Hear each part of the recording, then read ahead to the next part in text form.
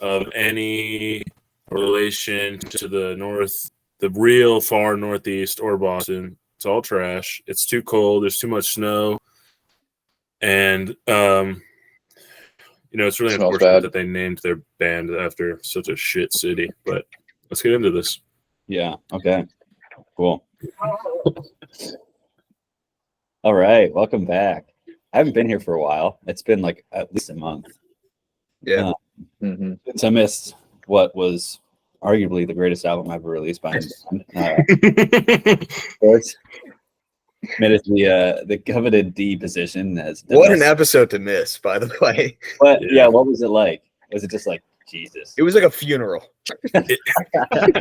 I mean, we had some positive things to say, but it was almost like we were lathering on the positive stuff too much because we knew there was not much to say about it. You know what I mean? It's like it was like being kind of I don't know.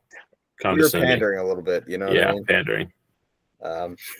So I wanted to start by saying something. I had last night going to a party in Fairmount. I had an Uber, and it was a really cool conversation. Like always love that shit. Like we started talking about he was talking about how the government regulates how long you can drive, how long you can be logged into Uber for. I guess similar concept to truck driving laws, how you can only drive for 8 or 16 hours at a time.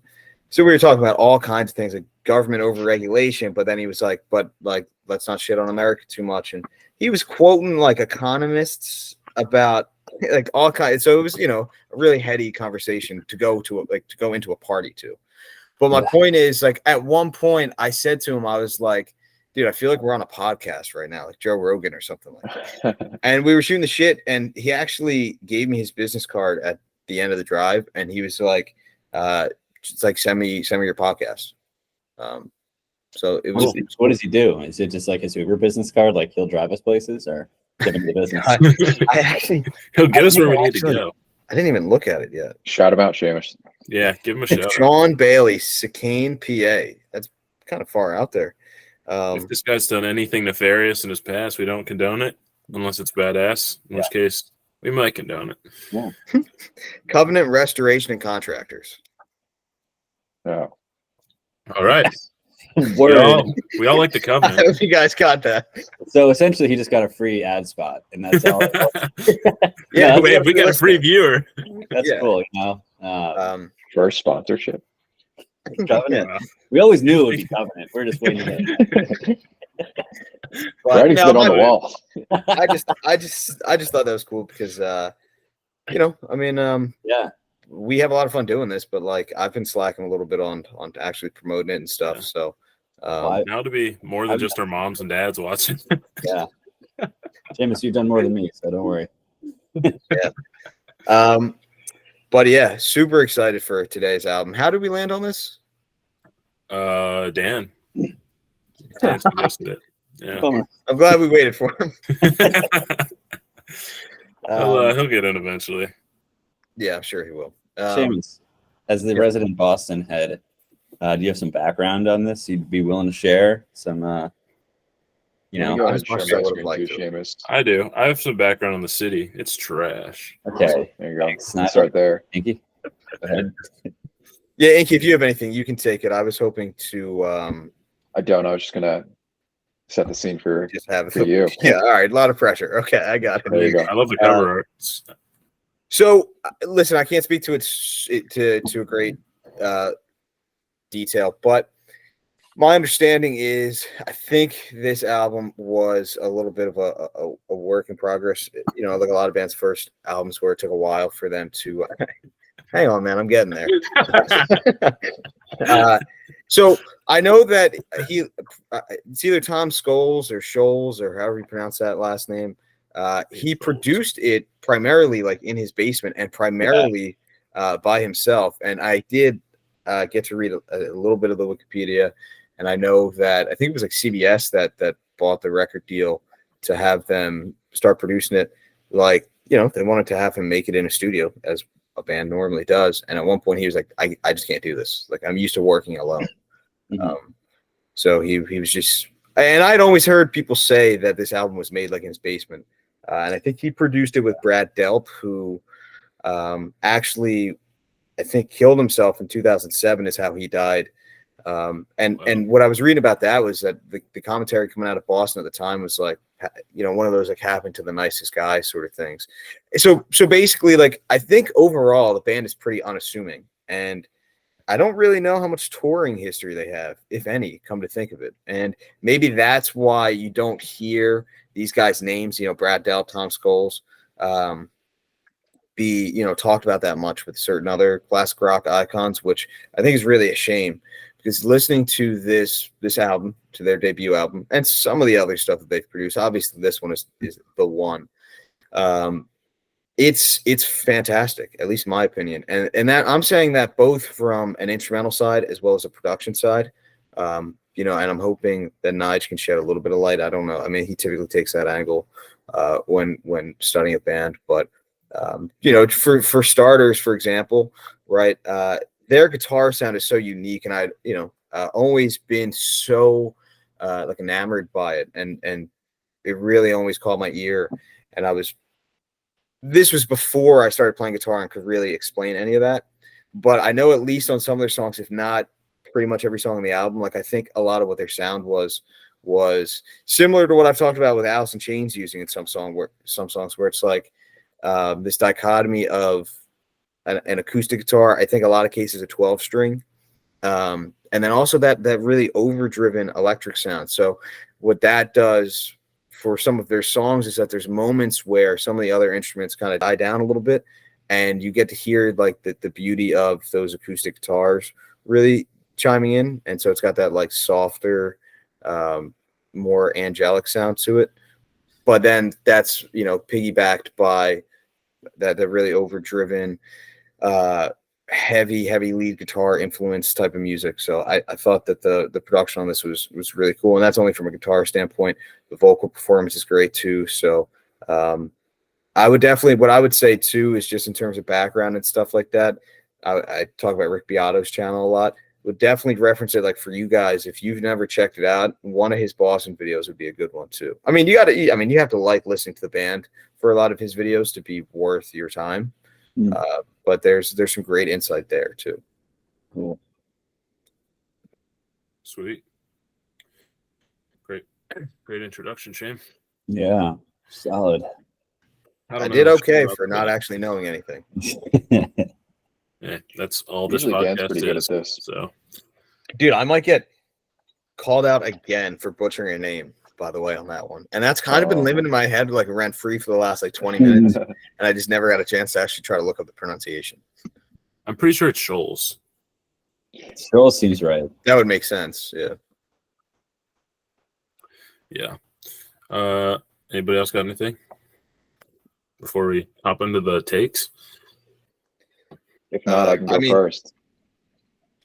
And Inky, let me, I'll let you go first. The other thing I wanted to add, because it is kind of context to the album, is I don't know if you remember this, Inky, but Boston was one of my first like vinyl listening experience. That was yeah. Did I take that from you? You did. I had that in my notes. I apologize. Well, what do you have to chime in about that? I mean, what do you remember from that? Because I think I remember it vividly. Yeah, as do I. And I figured you would have something to say about it too. So I was, if I did go before you, I was hoping I wasn't taken away from you. But yeah, this was definitely one of, if not the album that kicked off you getting into records. And it might have been sophomore year of college, maybe junior year. Not sure how I fell into it, maybe from you, Jack. But I had a couple records in my apartment at school. And eventually I got the $100 Audio Technica that everyone has on Amazon. And I remember texting and FaceTiming Seamus about it, like, pretty often. Like, this shit is so cool. You would love this, showing him like the physical record. And he was like, you used to listen to it without it being connected to speakers. I didn't have speakers. Yeah. I I'd hold my ear up to it. And I still thought, I've never still heard thought that. it was the greatest thing ever. What? But anyway, I would show Seamus this, and I think he was relatively unfazed, kind of mad about it. He didn't really get it, of course, because you're just hearing about it secondhand and through a screen, and we have everything on Spotify. But whatever year it was, Thanksgiving break, I bring home a couple albums, this Boston one being one of them. And it's just me and Seamus chilling upstairs. May or may not have enjoyed some extracurriculars. And this He album, doesn't mean sex, by the way, because I just want to make They were banging. yeah, thanks for They're really close, guys. thanks for clarifying that. But yeah, this album could essentially be the genesis of Who's Records. And I'm gonna say it was Foreplay. And I want to say it was the first solo. That's what there was. And Sex. yeah, I knew You that. That's rough. I knew that was coming. I guess Yo, we cut. set that up pretty good.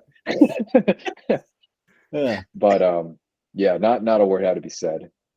I'm trying to think of it's kind of like that Pikachu meme where his face is just like, and his jaw was just on the floor, and the Mr. Krabs one. yeah. And yeah, that's it. Here we are now. Here we are now. Yeah, the other album that we listened to that night, I think, was Asia, which, like, 30 years later. the perfect two to start with. But yeah, so it's just like we were listening to it. I think it was coming through the Spotify speakers too, so it was playing all through the house, which was kind of a sick way to listen to vinyl and experience it. But yeah, dude, that was definitely that was when I bought in, and then I think it was the same break because I had the record player in the house. It was the same break, I think, towards the end of it that we went to Hideaway, and I got a Police album, 38 special albums, and Reckoning, which was a fantastic haul.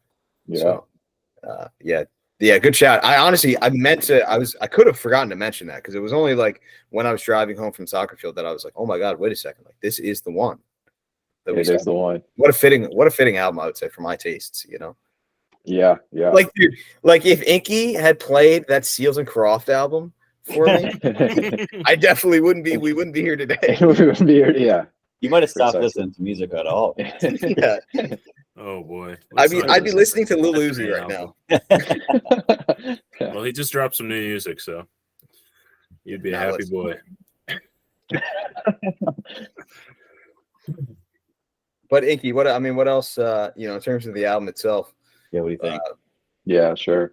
I was just gonna I wanted to go first because I was gonna piggyback on a lot of what you said in the intro. I thought it was pretty good. I also agree this album it's kind of the pinnacle of showcasing what a guitar can do. I also don't know much about Tom Scholes. I'm going to say Scholes, but I believe he's driving. I'd hate to use this as the framework and just be totally wrong and just use it as my opinion, but I think he's driving a lot of the sound here and the excellence of the album. He definitely seems like one of those. You can see I clicked on his thing, like those intellectual types. He like an MIT grad, not really wanting to work alone in his basement and produce everything there. But yeah, it's definitely a special sound, and I think the standout for me in terms of that guitar work, and James, you also said this too, so I want to piggyback off you again. The kind of dichotomy between the electric and acoustic, and for me, it's Foreplay and Hitch a Ride. So those are my MVPs. I think the solos are they speak for themselves. They're obviously unreal. I don't know too much about this, but mixed extremely well. I mean, it just sounds incredible. And then kind of underlying that, there's a second layer of that incredible acoustic work in the background, kind of driving the song along. In terms of the rest of the album, I think Let Me Take You Home Tonight is the only miss, and it's not that bad of a song. So I'm kind of interested to hear kind of where you guys are. It's all okay. But in the context of the it's a bad song in the context of everything else in the album, which is spectacular. So it just feels a little lackluster in that sense. I think that's all I have. It's pretty clear for me where it's going. And yeah, Seamus, congratulations on getting into records from here. Yeah, one could say that I started at the top, and it's just been a slow yeah. I have a more optimistic outlook than that. Jack, what did you had some comments during the week about it, specifically on Friday? Yeah, I mean, it's a party album for sure, man. Like, it's just got great energy throughout. Every single song is kind of a big hitter, and I think that just like, I was pretty familiar with the album, not familiar as like I didn't really know if like cover to cover as an album, but like I've heard all the songs at some point, especially the A side, and then Smokin' and Let Me Take You Home Tonight. I knew super well. Smokin' and I have been on a few playlists for a long time. But it's kind of crazy that like this as a debut album for these guys, and it's just like one of the like most popular and one of like the greatest albums ever. Like, just I never really gave it credit until this past like week, and I've listened to it so much, and it's just like crazy cover to cover how good it is the entire way. Like, it's just such a strong album. It's really hard to find a weak point, and it's like a great length of an album, 37 minutes. Like, it's like compact, and they don't really waste any time anywhere. Just kind of goes, in a lot of these albums we listen to, there's like, I'd say it's usually like the third quarter of the album is where it kind of gets hard, and you kind of are checking the time because you're pretty far from the beginning and you're not at the end yet. But here, the third quarter is like Smoking and Hitch a Ride, and it's a pretty strong third quarter. You don't really get bored in this album; it just kind of stays strong the whole time. More Than a Feeling, obviously, pretty like commercially successful song. Everybody knows it. Super famous. I think it still sounds pretty good after all the times I've heard it. Same with Peace of Mind. I totally agree. They still rock. And for a while, I kind of didn't listen to Boston because I thought they were a little corny for a bit. But like, and I kind of coupled them with like ELO, and I didn't really listen to either of them for a long time because I just kind of got bored. You getting dunked on. I won't take the ELO standard. I kind of just got bored with that sound after a while. But coming back to it, I definitely have like a new appreciation for it. And especially like when we've contextualized it with all these other albums we've been listening to, like, and now that like I can have more of an appreciation after like talking to you guys about all this stuff, I definitely appreciate this album a lot more. It's really good. And I think same with Inky, like Foreplay a Long Time has been like definitely one of my favorite songs for a long time. And it is just such a good song. Nigel probably hates it because it's two songs put into one, but it is both songs are fantastic. Foreplay and Long Time. Just so epic. It's so epic. It's just That's a great word to use for it. It's an epic, and it's awesome. I think it's my favorite song by far. Smoking, I've heard it so many times. I'm kind of sick of it right now, but it's a objectively good song. Rock and Roll Band, I think, is kind of funny. Just like the lyrics and the whole thing, it's like it's a little corny, and the lyrics are like it's a little memeable. Yeah, it's a little memeable, and like sometimes like there's one verse in it, I forget what they say, but they shove way too many words into a verse, and it's just they're just trying to like tell this story, and it doesn't really fit, and it's just kind of like I don't know. I think it's probably the low point for me on the album. I think they could have maybe done without it, but it's also funny and it's whatever. It's like it's talking about themselves, and it's kind of a funny song, I guess. It's just like not as good as anything else. What I like about Something About You, go ahead. I was gonna say, like the cramming so many words into one verse. It's like, let me introduce you to Rush's whole discography. but that's a fair take. I've honestly kind of had a similar feeling towards it, and I'm trying to remember what I've heard it used in movies and TV. I think Family Guy and or South Park have a scene where that's behind it, and that's why I use the word memeable, because it is. I mean, that one's like it's like breaking the fourth wall. You know exactly. what I mean? Like, exactly. We're a rock and roll band. That one. Smoking is also one that I thought was kind of like more of like a B. Like this album has like the heavy hitters and then the other good songs, and it sounds like we all kind of have different picks on those. Yeah, and I think Rock and Roll Band is probably that for me. Contrary to what Inky says, I think Let Me Take You Home Tonight is a great finisher, like a great closer for the album. the lyrics behind it, and just kind of, I guess, like the more relaxed sound and the more I don't really know the word. I don't have the vocabulary for it, but I think it just kind of it phases out the album pretty well. And I think like a lot of bands do this thing where they have like a slow, quiet, like heartfelt, emotional song, and Something About You starts like that for the first 30 seconds, but then it just goes right into like stereotypical classic Boston. And I think it is the best bait and switch of like any song ever. It is so great because I'd never heard that song, and it started and I was like, great, they're doing this in the third quarter. And then they just go into that guitar riff, and it's like, all right, fuck yeah. All right, we're going to keep going, keep the energy going. So I was like pretty happy with that the first time I listened. And then the times that followed. All in all, it was a really fun album, and I had a lot of fun listening to this week. And I'll probably be listening to it after this. It is funny. It's like every song on this album has a very similar pace.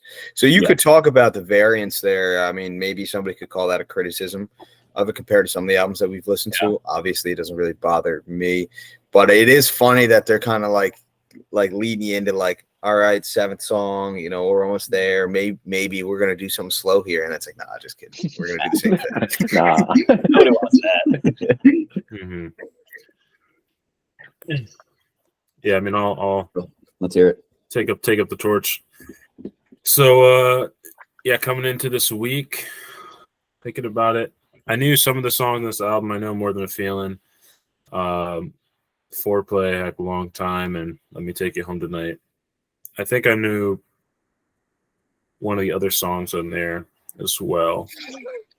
But yeah, I mean, I had high expectations, I guess, because Seamus talks about this album every week. He's just like, I don't know if that's true. I think you say let's do Boston about every week, but regardless, I came into it with high expectations, and I mean, I kind of assumed what I was gonna be getting is as similar to Van Halen as you can get without Van Halen, and I feel like that's a pretty accurate. It's not a fair description of Boston because they're their own band, and this is before Van Halen's even debut album, I think. Correct. Like they sound similar, and you know, I wouldn't be surprised if Van Halen got some influence from Boston and Tom Scholz. But I thought the album was pretty good. The songs are well paced. They're pretty cohesive. The theming's pretty simple. It's about partying and girls and living the rock and roll lifestyle. I think it's kind of interesting because a lot of the time when I was listening to this album, you know, I had to remind myself this is a debut album, and it's kind of interesting to think about, like, you know, a lot of this music sounds very authentic, even though they're, you know, writing about stuff that necessarily isn't true yet, right? Like, this is one of the biggest classic rock, you know, debuts there is. But, like, you know, Rock and Roll Band, for example, like, you know, they're not living the rock and roll lifestyle when they're dropping their debut album. Yeah, they're creating it. Yeah, it was just kind of interesting to think about kind of the meta, I guess, outside of just what the song is about and like where they were at in their careers. And what also surprised me is, like, I think Inky mentioned it earlier, is the production level, and Seamus brought it up too. The mixing is like really consistent and really clean, and I was really surprised because knowing ahead of time that it was a debut album, a lot of debut albums are not like that. Like, you can see the raw potential in the songs and the album that they've made, but like, it, you know, the mixing is not there. Things can get messy. There's bad takes on it where they just didn't have the equipment or the timing or whatever it may have been. This is kind of on the flex point where things started getting more digital, so you had more flexibility. You weren't limited to doing a couple tracks on tape and, you know, running out of time or resources. But I thought this it feels like a very, I don't want to say manufactured, but it kind of feels manufactured. It feels like a very high quality, like a lot of people spent a lot of time perfecting this album. And to know that it was primarily just one guy doing a lot of the arrangement and writing. I mean, did they write all the songs together? Do you know, Seamus? So actually, I was going to mention this because I didn't know it going in, but just looking at the track listing, you can see at the top it just says all tracks written by Tom Scholes, except "Smokin'," co-written with Delp, and also "Let Me Take You Home Tonight," written solely by Delp. So, yeah, I should have paid attention to what's on my screen, but I guess Inky's Scholes guys through and through. But I mean, that's just pretty awesome to see that it feels like such a, it feels like it would take a village to make something like this, and it was just a couple of guys, you know what I mean? And you go to something like Led Zeppelin, and Led Zeppelin is of course, one of, if not the greatest rock band of all time. What's up, Dan? Welcome. Sorry for starting early. Yeah, no problem. Sorry for sleeping in. It's all good. Cat nap turns. All you missed was an amazing Eagles victory, but don't worry about it. What was I saying? Just that. Oh, so like for Led Zeppelin, right? You can listen to like their earlier stuff, and even though the musicianship is there, like there's like rough parts of songs in the recording where you can hear them like laughing or moving equipment in the background and that kind of stuff. Whereas really, yeah, you could definitely hear that on even some of their later albums. You can hear like just stuff going on that just they didn't have to Black Dog or whatever it may have been to perfect everything, right? And that didn't matter because of how amazing of a band they were, right? But in this context, it's like everything sounds perfect. Like there's no bad takes where they just ran out of time or whatever it may be on the album. So I think it's awesome. I don't think there's really a bad song on the album. I think Rock and Roll Band is definitely the weakest link. Let Me Take You Home Tonight is a great song. Inky, you have poor taste in general, but I guess so. Yeah, that's a miss on that one. You got that one wrong, pal. Yeah. Okay, got it. Hitch a Ride. Hitch a Ride has an amazing solo. Loved that. Yeah. Yeah, I think as far as like where this sits in rock and roll is, I mean, it does feel kind of meme-ish, I guess you would say, but it's hard to say when you're 50 years later and so much is a derivative that like the original sounds corny too, if that makes sense. Yep. And that guitar sound is so what do you call it? Like noticeable or like so specific? It's been used so much since. Yeah. But I mean it had a fresh life back in 76, right? That's when this came out. Mm-hmm. Yeah. Dude, I always thought this album came out in the 80s until I looked today. It just sounded. Yeah. No, it sounds more recent. It does sound more recent. Yeah. So I had the spaceship on the cover, futuristic. Yeah, exactly. It screams 80s. And I mean, that's another thing. Like, I mean, I can tell why Seamus loves this album. It's like the cousin to Van Halen, essentially, right? A slightly older cousin to Van Halen, and in the sound and the energy. Old cousin, yeah. It's like the older sister. This is an album for the working man. Yes. But it's just it's a lot of fun to listen to, and I think that the one thing for me is I think that sometimes it's a little easy to conflate like the energy because it's a very high tempo album with how good it is, I guess. And I think this is a great album, but like something that hypes you up doesn't necessarily mean it's better than something that is slower paced or more melancholy, I guess, in its theming. And I mean that's Seamus's. I can see him screaming and twisting in his chair. No, you are correct. You are correct. And like my taste is a good example of that. How it's like, yes, it's upbeat and up tempo, but like so are certain other things that are less complex and less well put together. So yeah, but yeah, the songs are really well written. They're well orchestrated. I think there's great instrumentation all around. The drums are great. The lead guitar is great. I love the acoustic on Peace of Mind. Contrary to what Jack said, I actually I think Foreplay Long Time is my favorite song on the album. I think it's a great song. And I mean, for record, I was not saying that's a bad song. It's also my favorite song. I was yeah, saying, you just said I wouldn't like it. I was saying not because it's two songs together.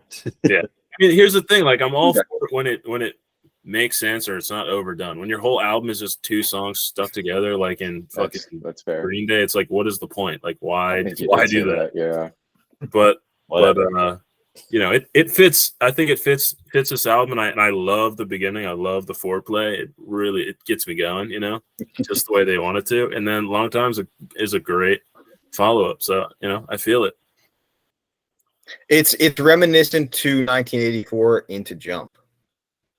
Yeah. Well, Agreed. a little slower and a little, but yeah, it is reminiscent of that. But it came first, so other way around. Yeah. Dan, to get you up to speed, we've obviously talked about the songs. We've talked about how it was produced a little bit. We didn't know a ton about the background. I don't know how much you know about the band. We did talk a lot about how it's mainly Scholes and Delp. And I was going to call out, too, just look at the instruments that Scholes credited for playing on the album compared to, obviously, Delp plays a decent amount, too. And then it's three other guys that I've never heard of and probably will never say their names. Yeah. And like, as far as I know, those other guys besides like Tom Schultz and Brad Delp, like they didn't play any instruments on the album.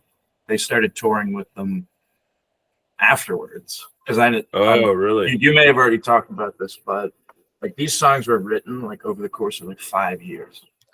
Like, that's what I thought, but I wasn't sure. I kind of figured. Yeah, like Tom Schultz kind of like did everything, but he's like kind of a perfectionist. He had that perfectionist mindset, which is why like they didn't release too many more albums after it. Like, it took him 2 years to have one album, another album after this, and like he hated that it was rushed in 2 years. And then they only have an album every 8 years after that. So he was definitely like a perfectionist guy. And all these songs were masterfully crafted in his like basement studio over those 5 years. Because Tom Schultz, he also like made Rockman amplifiers. He's a MIT graduate. Mm-hmm. Oh, really? He meant Rockman? No, MIT. But no, no, I know. But yeah, so he went to MIT and like built his own basement studio. And he like vastly preferred to working in his own studio than working in a major production studio. Didn't really like touring afterwards, so kind of like did a little Beatles thing, was reclusive. They didn't tour after that. But yeah, I think they really hit something magical with this. Like they cemented like the Boston sound. Like when I started listening to these songs again, I think like I grabbed Let Me Take You Home Tonight. It's like my favorite. I started listening to that song recently, and I just got back into the album as a result. And it's just Boston is the sound. Like everybody knows you can pick out the guitar, you know, everybody knows all of these songs. But I wanted to like read a bit about it. Like, what is it that makes that Boston sound Boston? Because like I feel like by the time you hit the second side of the album, like that guitar sound is so familiar. Mm-hmm. It's like pervades through all of these songs. I think it's like really the backbone of what makes Boston Boston. Because I was reading about it, and it was just talking about like how we would layer a bunch of different electric guitar parts and like acoustic guitar parts to kind of make this like grandiose set of huge like orchestral electric guitar parts. And like going through the album again, I heard an acoustic guitar on every song, plucking away and strumming chords like in the background of every piece after that. And I was like, oh wow, there really are a lot of layered guitar parts making these really sweet chords. Which is why all these songs hype you up. It really like swells. Mm-hmm. Yeah, that's like like a lot of good dynamics for sure. Mm-hmm. Dan, do you notice anything? Like, how would you rate the vocal performance? Man, Brad Delp is killer. Yeah. Just more than a feeling. Like has such insane vocal range. Like damn. That iconic, like, you know, as he's leaving that opening verse and goes in the chorus and the way the notes just ascend there and he takes off with that whatever lyric he's singing there. It's angelic, dude. It's really it's like the whole like high screamo part and more than a feeling, you know. Like the I close my eyes part, and then it takes off from there. Yep, it's brilliant. Because like he's instantly recognizable too. Like he's also like part of what made Boston Boston. His vocal performance had such high energy. It really keeps you going throughout the whole album. He really doesn't miss a beat. You can imagine singing those songs live. Yes, really playing any parts of them, I would say. Exactly. Nige, how would you like rate the drumming performance? I mean, I thought the drumming was good. I mean, they're not doing anything super crazy with time signatures, but I was interested in like who is doing the drumming, because learning that the other people on this listed were touring partners, touring artists, band members. Just makes me curious. It was Tom Schultz also doing the drums. I mean, it says percussion on both of them. Now I know that. Oh, sorry.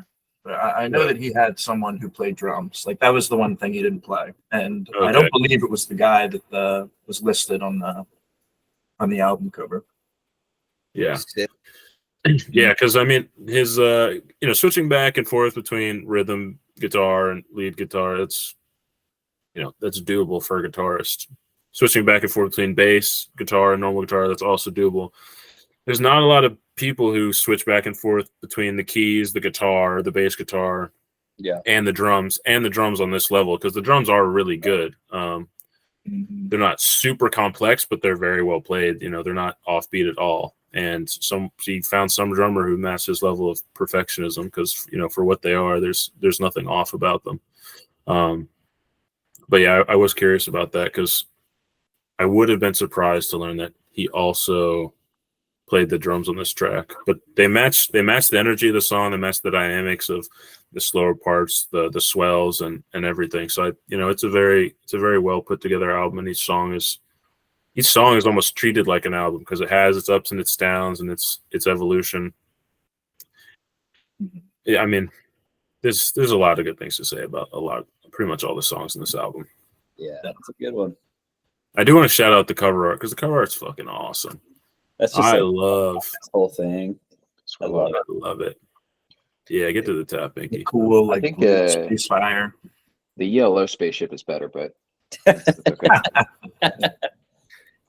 Yeah, Inky was catching from some for ELO earlier. I don't know if you were on for that or not. Dan, do you have anything else?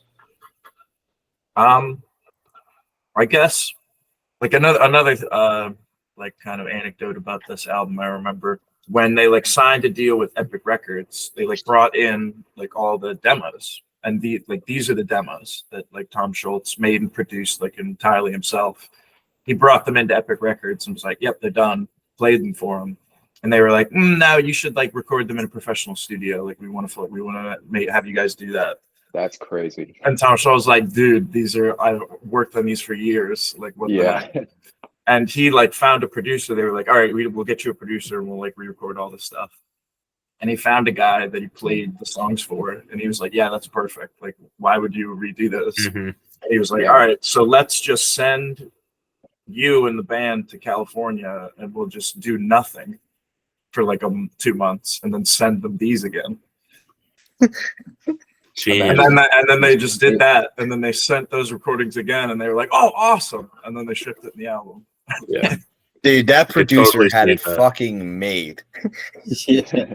He literally had to do nothing. Exactly. And I think he still got like a huge cut. That's overall. awesome. Sure, he probably got like split it with Tom 6% profit. Schultz. Yeah, 50% or some crazy number for nothing. Yeah, that's awesome. That's awesome.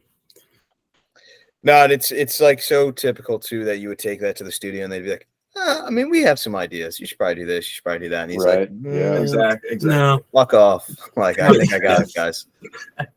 I know what I'm doing. Yeah. So, I mean, for me to chime in, I feel like I've said my bit already. Obviously, it's a great album. I'd have to say one of my favorite, I think. It's one of those where it's like, this is one of my favorite albums, and I love it so much that I want to call Boston one of my favorite classic rock bands. even though they have nowhere near the same volume as a Zeppelin, a Beatles. I mean, Van Halen have so many. I feel like 50 Van Halen songs saved on Spotify, and I know every single one of them. The Dead, who are obviously kind of in their own category, another band that has a tremendous depth and volume of good songs. But this album is just fantastic. It's so iconic.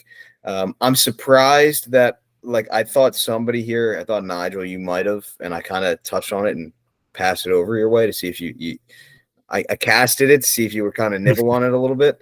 But just like it, there's not a ton of variation, right? In terms of like the pace and the instrumentation across it is pretty similar throughout.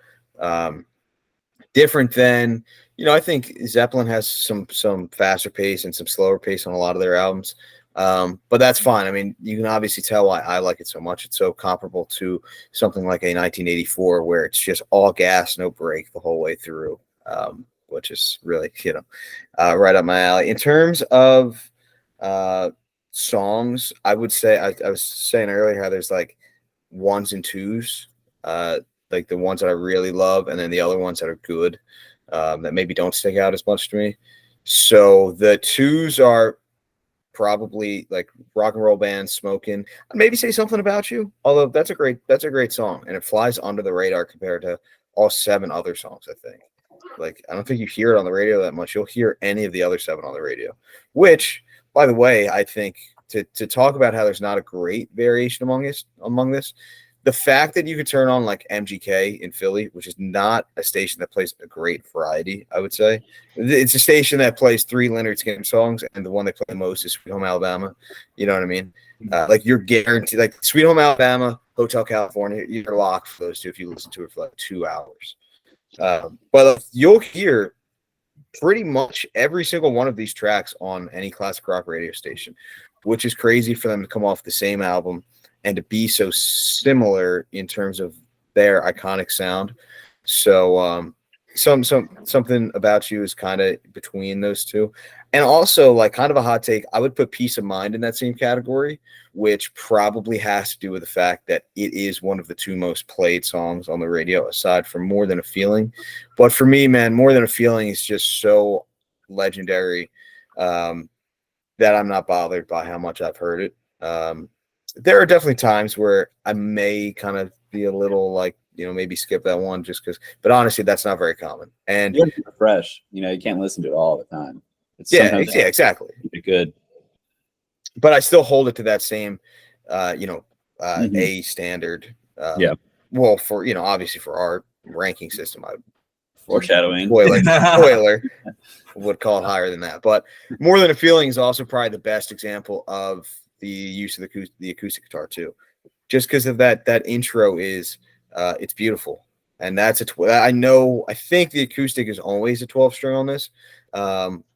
Actually, no, I could be wrong about that, but in More Than a Feeling it is, and I'm just a sucker for that so much, just because you're playing like octaves on every note that you're playing with those two strings being there to play a note instead of one. So, the A tier songs on this one for me are More Than a Feeling, Foreplay. That's definitely the MVP of this for me. I love those long songs where the band's just kind of jamming. I mean, we're all here, Grateful Dead fans to some extent.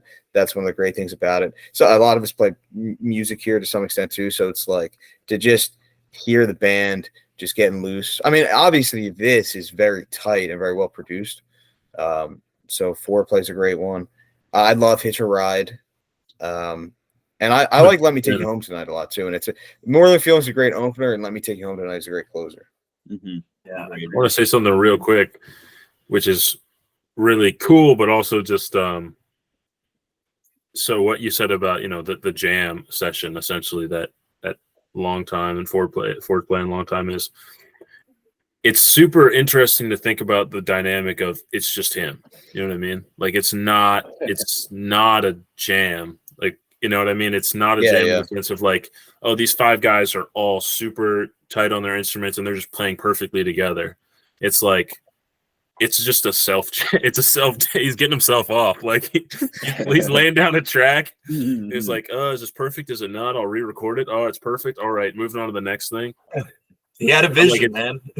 Yeah, it's just it's really impressive that he was still able to elicit that kind of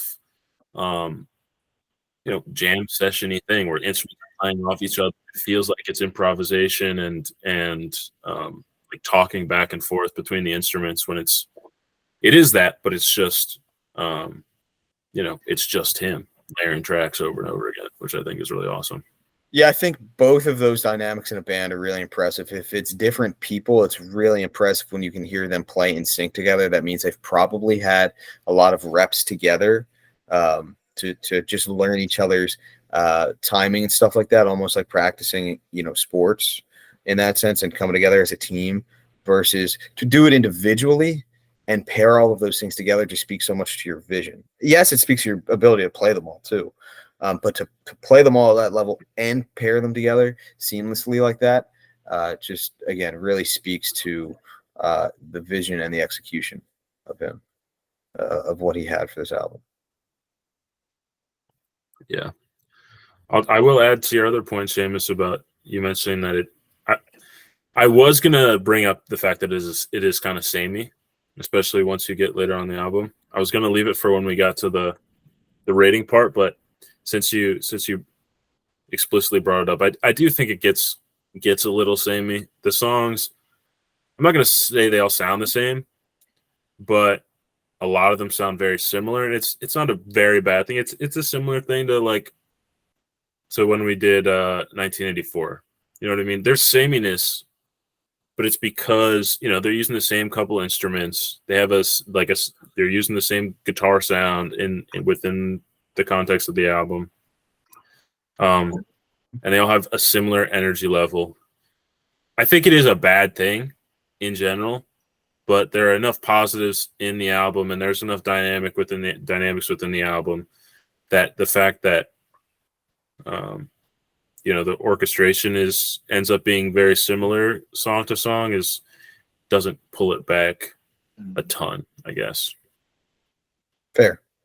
The only other thing I wanted to add too was speaking about how long this was in production, his perfectionism towards it, and his ability to bring all of those things together seamlessly. Feel like I would compare their work rate on this album and in this band to like a Lynyrd Skynyrd and like a Rush, where there's like that element of perfectionism and just how much time they spent to getting it right in the studio. And it's really interesting how much work you can put into a 40-minute album, 5 years worth in this case, or 10 years, however long it took. But I credit that perfectionism so much because the formula today for so many artists, it's like a couple singles dropped, dispersed across a year and a half or whatever, and then you drop the whole album, and then you tour on it, and then 3 years later you do the same thing, same cycle. Maybe sometimes less than 3 years, but the point is it just feels so formulaic to generate as much revenue as possible out of it, which is fine. Listen, it's like if you're playing music for a living, that's sick. I can't hate that. But it just feels like that degree of perfectionism is like the artistry in it, where it's all driven by the final product and just wanting to make something as best you can with no thought of the consequences, the money that goes into it, how you have to sustain yourself in the time of doing that. It's all just about the final product. For sure. That's why Boston's Boston and Taylor Swift is Taylor Swift. Swift hurts. Kelsey hurts Swift. Yeah, please don't come after me. Yeah, don't put this on the Taylor Swift Reddit. I know. Nah. Kelsey put her on the map, dude. Have you heard about Kelsey's new girlfriend? She writes music. That's sick. She sings music. She definitely doesn't write that shit. Seamus, everything you just said. I'm feeling 22 is definitely written by her, dude. Come on. I'll give her that one. This Tom Schultz talk. Look at that sad cowboy indeed. Go back. Sad cowboy. Not a cowboy. He's a Native American, all right, Jack? Yeah, we went over this. Really sad nonetheless. You missed all of our cultural appropriation. Who's going first here? All right, I'll go first. Well, Inky, what were you saying? No. Sorry. Never mind. Yeah, no, I was gonna say no. It's not important. Let's just keep going. No. Okay. All right. It's kind of left me. I'll go first with the ranking. Gonna do this real quick, clear up some space, and Wow. Whoa! Wow. there's a handful of Wow. albums that I hold in higher regard than this one, but none of them are on this list. So it's like a pretty easy top of S. easy Damn. top of S. It's coming in hot. Wow, I respect that. Bullish on Boston. Push on Boston. It's really easy. Like it's a really, really easy decision. Open your fucking eyes, guys. It's not that hard.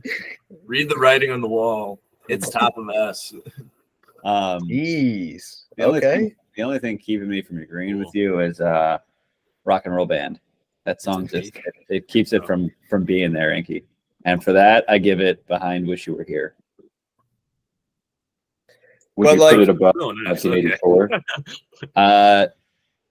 No, I think it goes below both of those. I like both of those albums. Well, I think okay. I thought you had Wish You Were Here at the if it was your list, it'd be Wish You Were Here and then Yeah, at the it very would be, top. but Yeah, right. I think it's below both of those. So, yeah, fair enough. But 1984 has Top Jimmy and House of Pain, which we all kind of agreed upon being like those were like the two I like Tom weak Jimmy. links of it. I mean, I like them all, but that Yeah, those- exactly. And we like all these songs too. Fair point. Fair We point. get it, James. All right, you like the album. All right. I am curious. Is James going to say above or below? Dude, I need you guys to go first. I was hoping you guys would sort that out. He's sweating. He's going to have to tear his own heart out. My connection just goes blank. Okay. On Top Jimmy and House of Pain, I still think that Van Halen's like bass sound is better than Boston's bass sound. So that's my argument. Good For that. counter argument. Fair. Yeah. Okay, go I on. feel like it's a strong case for that. Am I going? Yeah. Okay. Well, just a few words of I don't know what I'm talking about. Anyway, the album's pretty good. It's better than almost everything on here. Top of B. I think there are a couple of factors that comes down to. One of them, it's the It's a mid B. let's just forget we rated it. Keep it off the list. It doesn't belong on here. Things I learned that I didn't know that affect this today. One, I didn't know that he wrote everything essentially, except for two of the songs, and played almost every instrument, and produced and mixed it all. Yeah. Didn't know any of that going into that. So those are like three big pluses, even though it doesn't add It's to impressive as hell, what, man. yeah, it doesn't add to like what you're hearing, but as someone who writes music and stuff and appreciates everything that goes into what it takes to create a song and an album, like that's really impressive.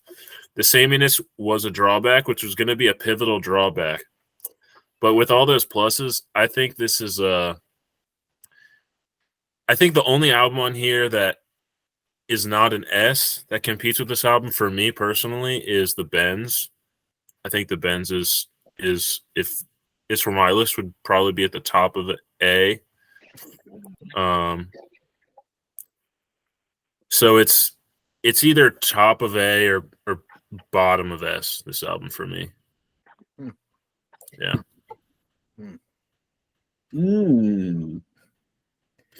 Dan, what say you? Yeah. It's also like a pretty tough decision because like we've talked about a lot of things that go into or that make this an amazing album. That's what it's all about. Like Boston may not have produced many major things after this, but they made a groundbreaking album. Yeah. Like totally changed the direction of like rock a little bit. Humanity. It definitely was an influencer for like a lot of groups around them and going forward. I mean, even for Van Halen, dude, like you can hear the parallels, especially in a song like Smokin'. yeah. Like there's some clear, that's like Hot for Teacher influence, you know, like there's some Exactly. clear, and there's some clear homage that a band like Van Halen has to pay to Boston, you know. And like looking at like this like S tier, like I would venture to say that I'd like this album like more than those. Like I would pick this over 1984, to be honest. I'd probably pick it over like Wish You Were Here, and that might just like come down to like, do I want to listen to like ambient rock or do I want to throw down? Yeah, Probably gonna throw down. And I mean, I do think it's better than Moving Pictures. I agree with that. It's tough. I would say I would listen to it more than that. I don't know if I would say it's better. This is another easy to listen to album that I'm going to listen to more than many of the things on this list. Which maybe that's a plus, or maybe it's not, just depending on how you want to rank things. But yeah. I just think in terms of like what you're looking for in an album and how you can rank an album as a whole, like it would be a shame if Boston like was not at the top right now. Top of S, baby. Top of S. Wow. Seamus. Dude, I don't know why. I didn't think, like, I guess going into this, I was like, yeah, S. I didn't really think too hard about where I'd put it. And I think the only reason I'm hesitating is just because I'm so, like, it's become a meme about defending 1984. Yeah, this is your moment. This is your moment. This is important. It's almost like the joke is that I've made it my sole mission to protect 1984's dominance. Here you are going to bring it down yourself. Yeah, it's like a Shakespearean tragedy. Yeah. Man versus self. You're backstabbing. Not honest Iago after all. So, and we have to have a conversation about where it lands anyways, just because of Nigel's somewhat more bearish take. I'm being dramatic. I mean, you said it was an S candidate, but dude, fuck it. Like, top S. Like, I mean, again, like, Dan, you missed it, but like, this is like the first vinyl listening experience that I had. One of the first albums that I had on my own. And so I would say it probably means, believe it or not, maybe a little bit more to me than 1984. You know, the other thing too is like 1984 is competing with other Van Halen albums. In my book, like, I love Van Halen 1 so much. Yeah. Like, so this Boston album, this is their best work. I mean, this is what makes them who they are, and it's iconic. And obviously, everybody in classic rock, like, who listens to it, more or less would agree with just how popular it is on the radio and stuff. But yeah, I think it's brilliant. I fucking top S. If I could have them share the spot, I would. Almost brought a tear to my eye, Seamus. Dude, Probably it's work it like out. picking your favorite child. Yeah. I've heard that's pretty easy. Well, yeah, maybe when you're the kid. Yeah. your sibling's probably an easy pick, but so where do we put it then? Just with Nige. Sounds like I win. I mean, dude, Wherever if Jack it wants means it, to be 1984 stays up top, then Oh no, twist Sounds my like- arm. I don't really know how we go about this. I mean, it kind of sounds like it goes between 1984 and Wish You Were Here, maybe. I was thinking the same thing. Was 1984 unanimous top of S? Yeah, I think. But then you also have to That was think my it first S. That was There's- I guess like was the first S. Okay. Right, There's so a if lot you do less it the stuff other way on the list. around. yeah, there's a Yeah. lot of stuff. It gets harder to compare and place it because it was like, yep, this defines the category, but now the line gets a little bit more blurred. We'd probably I don't like know. just listen to Chicago or something like that. So.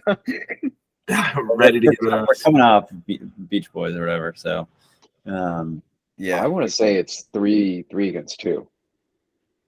I think We're it's doing- 3 at the top of S, 1 middle S, and 1.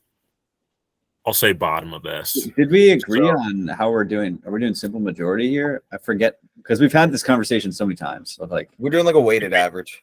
Yeah, Yeah. weighted based on my opinion being very heavy. yeah, so Nigel's worth 2 here. Yeah. So, So, Well, let's say we. I re-rank mean, again, the- like, basically we just have to compare it to 1984, I think, like, because I don't know if anybody said 1984 was like anything but S. Yeah, Hmm. that's true, and that's the same with here. Like we're all saying Yeah. S. Dude, I There's just more don't. albums on the board. I really don't think this is better than 1984 personally. I mean, it's just this is kind of corny sometimes, and 1984 is never corny. It's just bitching all the time. But like, you don't think like Hot for Teachers like? Yeah, but It's, I mean, it's Yeah, but bitch. it's- love that. but it's self-aware. Like he's like, I dropped my pencil. Like, come on, it's all a joke, you know. And in Boston, Yeah. they're not as self-aware with their corniness. In my Also, fuck Boston. What a trash city. Dude, I'm fine to put it right. Step But off. if you, I think we should split. I think we should split 1984 and Wish We Were Here because I think it's more 2-2 with me being fine with either one. I can accept think- that position I too. think this is lower than Wish You Were Here, but whatever. I do too, Nigel. I completely agree. But Well, that's not happening. All right, so that one.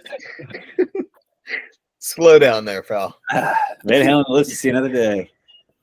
Oh boy. Who is Doesn't gonna look take quite it? right. Let's gonna knock it off. What does it take? What does Dude, it it's take? going to take Asia. I think it's 100% going to take Asia, Well, we'll have to tune in next week. and that's going to be a battle of, titans. Yeah.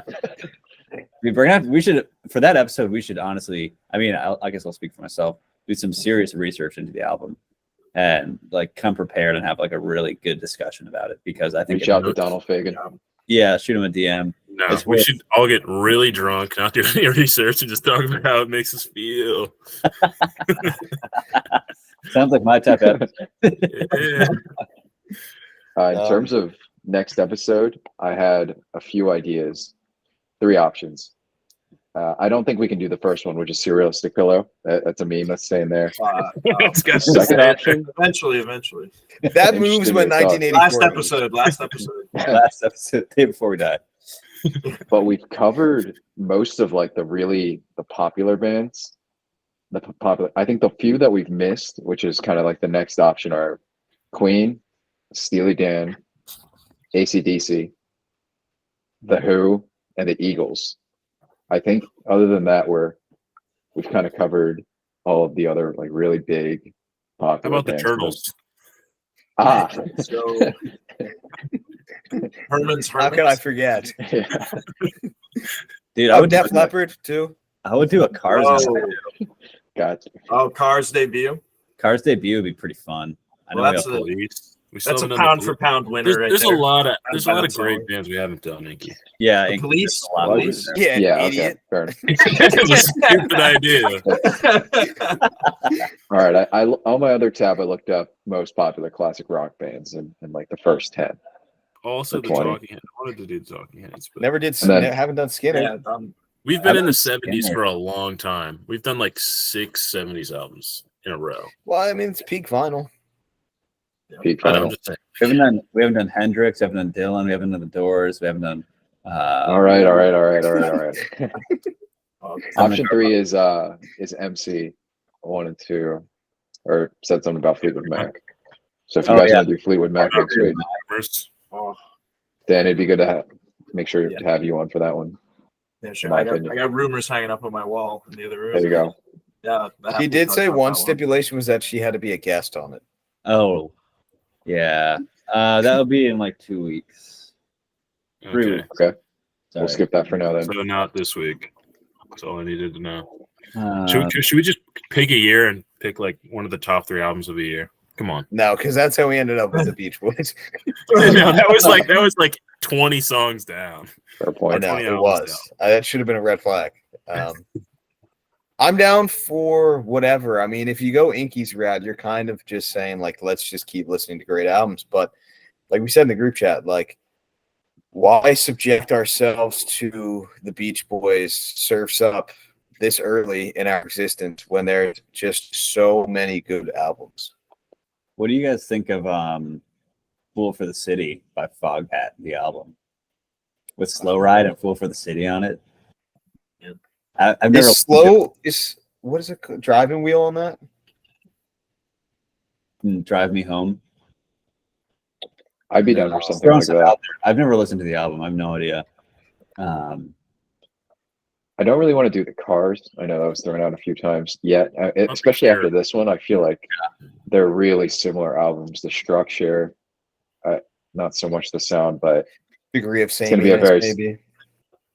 I think it's going to be a very similar conversation to what we just had if we do it next week. Yeah, I think that's a good take. Yeah. I do want to do that at some point though, because I do love that album. We're going to do that album. Yeah. Don't you? But I also like the idea of a Queen album too. Yeah. They're a huge household name. That's a Very different close. direction from this week too, I would say. Yeah. No, You like jazz? I do not like What was that, Queen. Nigel? Yeah, Dan, if you had to pick one, or are you, Nigel, you're saying no? I don't No to like the- Queen. Oh, okay. Yeah. We can do it, but I'm not a big fan. It's gonna be That's solid B tier. I'd like to hear Nigel's shirt on it. That's content right there. Oh, Yeah. great. Another Nigel diss track episode. Oh, boy. Dan, you want to pick a Queen album? Hmm? Do you want to pick a Queen album? If everyone else is good with that, it's up to No, Nigel. I mean we can do Foghat. I'm down with that. I just like I'm the not- idea of I'm not Queen. sold I don't think we've ever like really brought them up or talked too much about them at all. We've Yeah. never discussed them. Yeah, I don't think we have at all. What about The It's Cure? it's so funny for Inky to list all of those bands that we haven't done and land on like a Foghat or a Cure. Yeah. They had the number 2 album in 1982. Do you guys like REO Speedwagon? Yeah, dude. That'd be a I fun. was listening to REO Speedwagon recently. I It's haven't the song with, listened to it in so long. it's the album with the fish on it. Yeah, I love that You album. can tune a guitar, but you can't tune a fish. Oh, yeah. Tuna Fish. That's just great. Shall we? Or High Infidelity. That's a pretty famous one. Same with Wheels Are Turning. I'm I not like very the idea familiar of with them. REO Speedwagon. Yeah. I mean, I'm down for a Queen as well. I think Queen would be good. I think REO Speedwagon would be fun as well. I think it'd be like, I think they're good, and I'm not as familiar with their like full albums, just their hits. So I'm down for either. I think Queen would be a lot of fun too. Yeah, let's do it. I like doing the offbeat Foghat. Shit on it the entire time. That's fine. You like the what, Dan? Foghat. So I feel think like Foghat I never really knew Foghat. It's something like more offbeat. Foghat. Never heard of them. All right, we're doing that.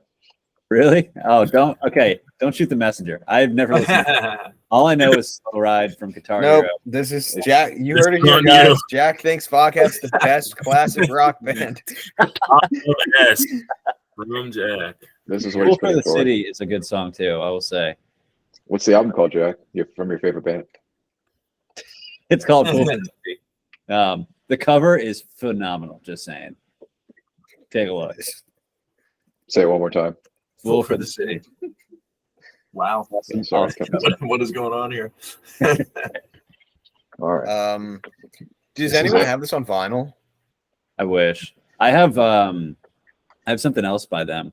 I have like one of their live albums, and it's Foghat Live, and it's just called Foghat Live or Live, and it's got Fool for the City and Slow Ride on it.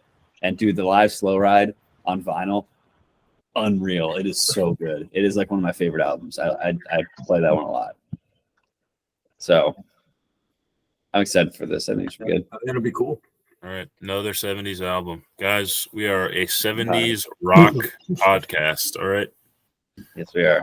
Hey, like you If can we see do- MF Doom on there. You see MF Doom. We Yeah. can mix it up. Yeah, we support minorities. Uh, They didn't we get on think this list because of what's that shit called? What's Don't- that, you know? I don't know. It's probably this. You know what I'm Yeah. saying? You know, you get into schools because you're Affirmative racist action. stuff. Yeah. MF Doom's not on there because of affirmative action. We need affirmative action. The government I mean, came in and on told our Who's podcast that we needed to do a rap album. We wanted to do the Beastie Boys, but they said no. That would be You're gonna review a Tribe Called Quest right now. Nigel, we'll do some 80s for you soon. We can do an 80s one. I still want to do a 90s Talking one. Heads. I want to do We'll do grunge. that. yeah, Main and Light is a dope album. we'll do Tame Impala next week and completely switch it up. all right. Sounds good, Nigel. Whatever you want. You guys. Talk to y'all later. Yeah, what are we doing? Fool for the City. Bye. All right. Bye. See you guys. Bye. See ya.